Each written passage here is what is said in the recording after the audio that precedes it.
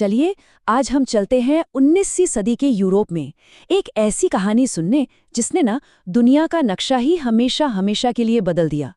ये कहानी है कि कैसे वो पुराने साम्राज्यों की दुनिया खत्म हुई और नए मॉडर्न देश यानी नेशंस कैसे बने।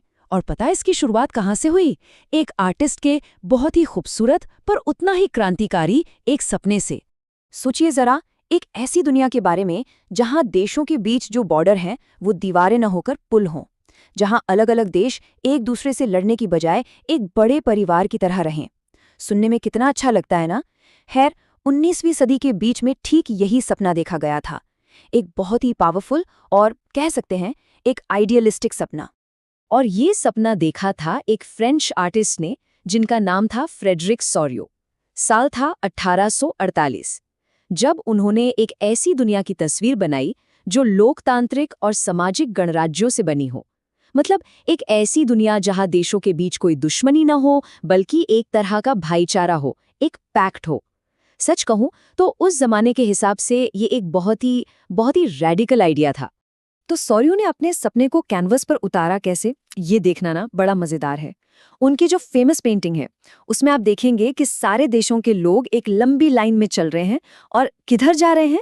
स्टैच्यू ऑफ लिबर्टी की तरफ। हर देश की अपनी एक अलग पहचान है। देखिए, उनके झंडे अलग हैं, उनके कपड़े, उनकी पोशाकें अलग हैं। और इस जुलूस में सबसे आगे कौन है? अमेरिका और स्विट्जरलैंड, क्योंकि वो तब तक रिपब्लिक बन चुके थे। अच्छा, एक और चीज, जरा पेंटिंग में नीचे जमीन की तरफ देखिए, क्या दिख रहा है? राजाओं के टूटे हुए ताज और जंजीरें बिखरी पड़ी हैं। ये सिंबल है इस बात का कि अब तानाशाही यानी एब्सोल्यूट मोनार्की का दौर खत्म।